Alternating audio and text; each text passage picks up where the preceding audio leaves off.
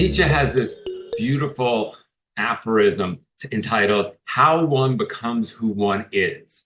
And if you listen to Eliot in the Four Quartets, the famous stanza says that we shall not stop from exploration. And at the end of all exploring, we will come to the place where we began and know it for the first time.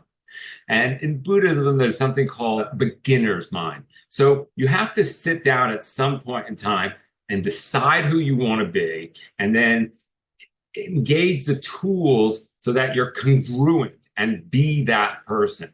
So again, it's a very interesting thing because we're privileged. We're not, running from bears and dinosaurs. We live in a society where we can decide who we want to be. And we should recognize that as an incredible privilege in the evolution of humanity.